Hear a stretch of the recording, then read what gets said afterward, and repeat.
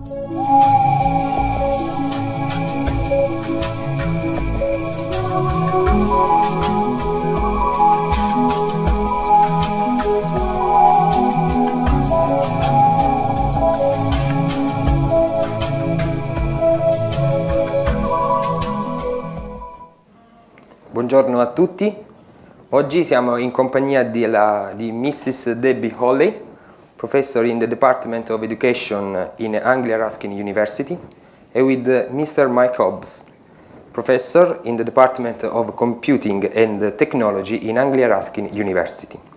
Sono qui nell'Università del Salento nell'ambito del progetto Erasmus coordinato dal professor Ciavolino e dalla professoressa Palomba, e sono qui ospiti appunto della nostra università per un ciclo di seminari relativi agli aspetti socio-pedagogici e quantitativi relativi alle nuove tecnologie. Adesso cominciamo con questa breve intervista e comincerò con la professoressa Holley.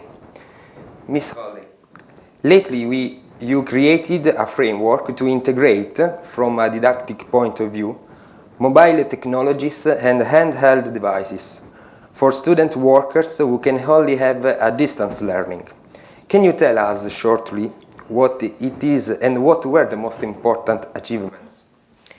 What we were looking at were students who were off campus, so trainee teachers, trainee nurses, trainee social workers, and they found it very difficult to do their studies and also be in a school, in a hospital, in a social work setting.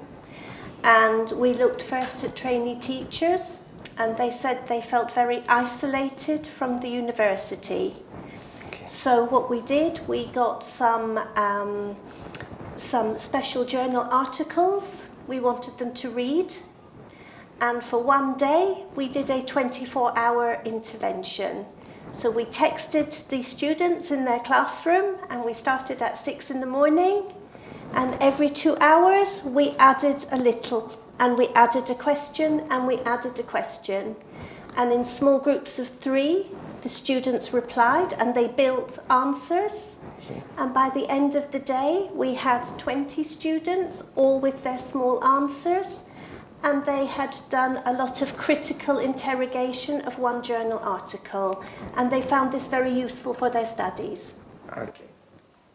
Another question for you. What do you think about, for Mr. Hobbs, what do you think about electronic learning? I mean, in a process of teaching and learning, what is more important between good technology and good methodology? Well, I think both good technology and good methodology help, but in terms of learning, you do need an overarching pedagogy to tell you what you're trying to achieve with the technology.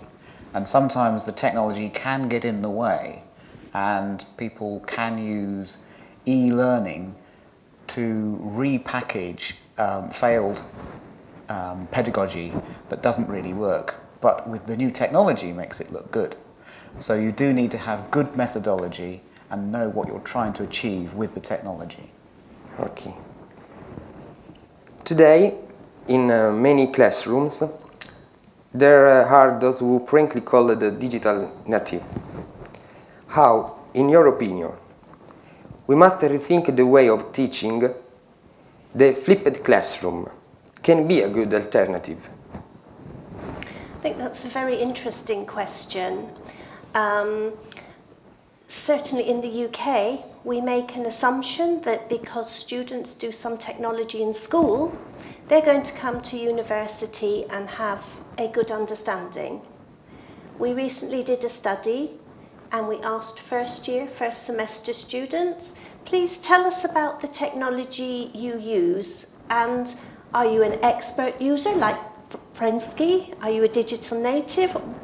How would you define yourself? It's very interesting.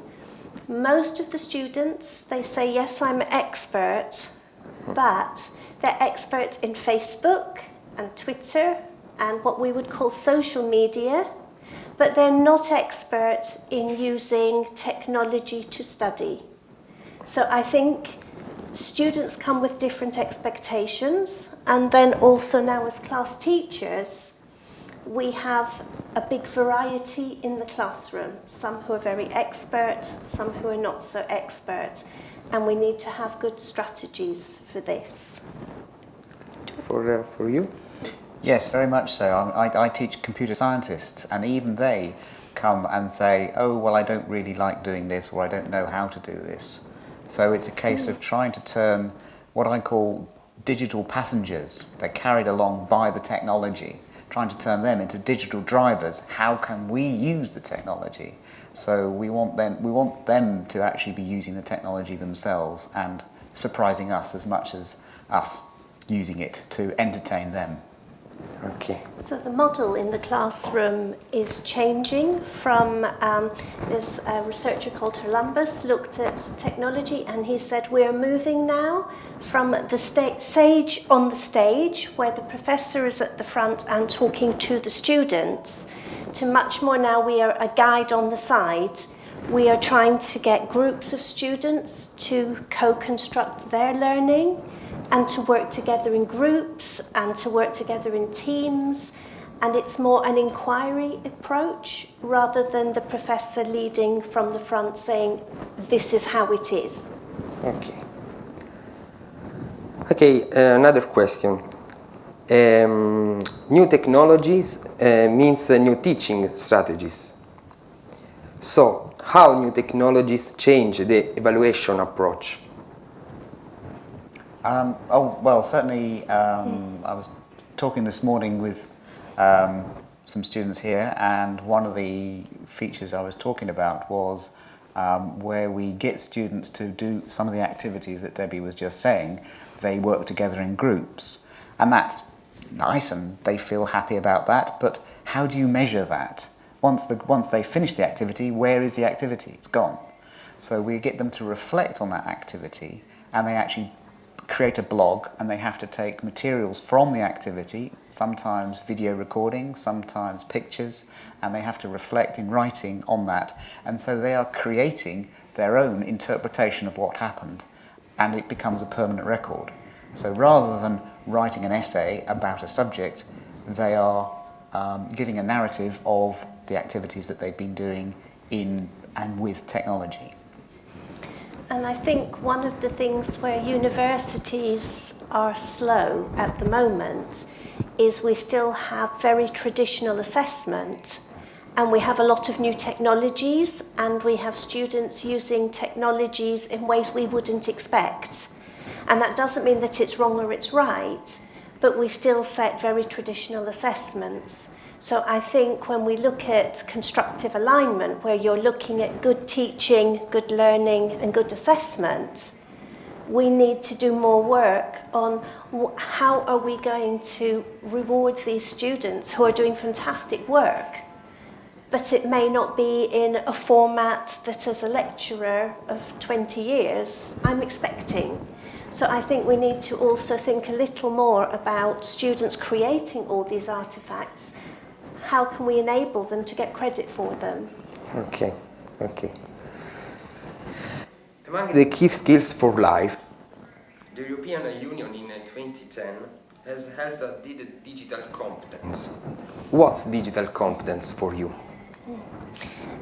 There's a lovely JISC, the Joint Information Systems Committee.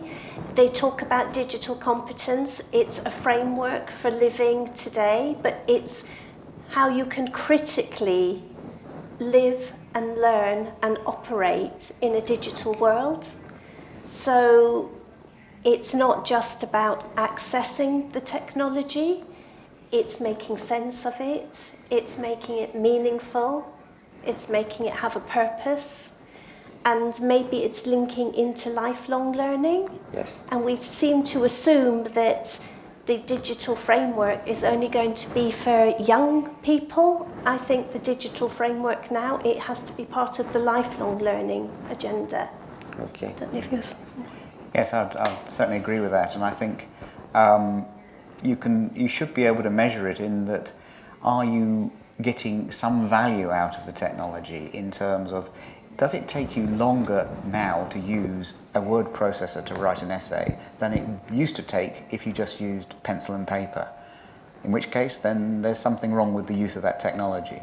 So, and how can you extend your abilities through technology, making life easier and also getting more value added on what you're doing? Okay, thank you.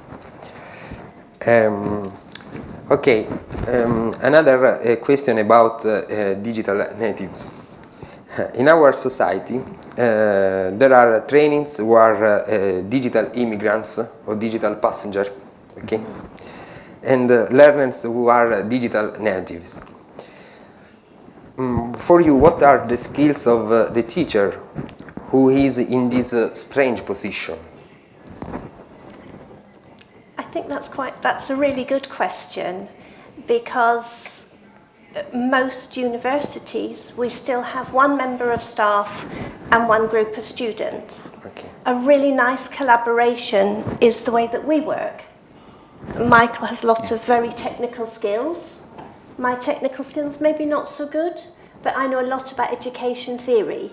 Okay. And I think the new model is also working with like the technicians who are here supporting us. Yes. We have learning technologists in our faculty who are seen as administrators, but they are very skilled people. So I think we need more of a team approach to supporting our students, rather than this one person who's an expert on one area. Okay. Yeah. And certainly I find, particularly if I've been given a new and interesting topic to teach, I walk into a room of fairly competent computer scientists, and I know that some of them won't know much about the topic. Others will know far more about the topic than I do and will be more expert. So part of it is to make sure that you utilize the knowledge in the room and don't try and tell people things that may be true, may be not true, but try and get them to contribute to the overall learning. Ok, thank you for your time. Questa puntata termina qui. Potete trovare le notizie e le ricerche relative alla professoressa Holley e al professor Hobbs sui siti internet che vedete in sovraimpressione.